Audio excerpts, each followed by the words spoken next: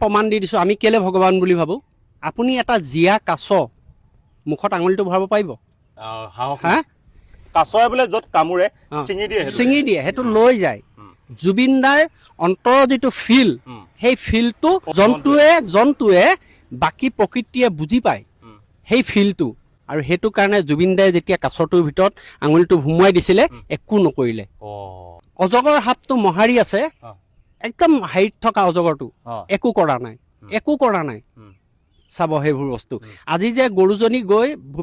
দাদাৰ ফটোখনৰ সন্মুখত গৈ শুই আছে গৈ বান্দৰ এটা সেইটো ট্ৰিটমেণ্ট কৰি পেলাই হেৰি কৰিলে সেইটো আহি পেলাই দাদাক শ্ৰদ্ধাঞ্জলি জ্বলাইছেহি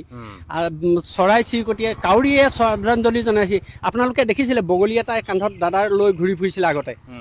মাজতে প্ৰায় 2 বছৰমান দাদাহঁতৰ ঘৰতে থাকিলে মাছ দিয়ে খায় আকৌ যায় আকৌ সেই ষ্টুডিঅ'টো থাকে এইবিলাক হৈছে যিটো ফিল অন্তৰৰ যিটো ফিল প্ৰকৃতিৰ প্ৰতি যিটো ফিল আছে তো সেই ফিলটো জন্তুবিলাকে আগতেই গম পাইছিলে আৰু যি কাৰণে জন্তুৱে দাদাক কাহানিও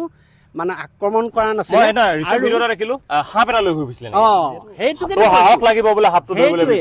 জিন্দা সাপ গাড়ীত ভিতৰত সোমালে তেওঁ সেই সাপটো নিজে ধৰি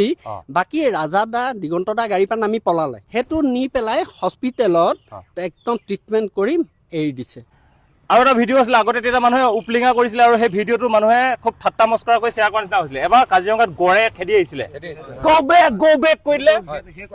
মা কচম কৈছো ৰখি দিলে গড় ৰখি ঘূৰি দিলে মানুহটো বেলেগ হৈ পায় আৰু এটা কথা তেতিয়া মানুহে মানে এইবোৰ ঠাট্টা মস্কৰা কৰিছিলে কিন্তু আজি এইবোৰ মানে বস্তু মানে জল মানে ফিল কৰিছো কিয় নকৰিছো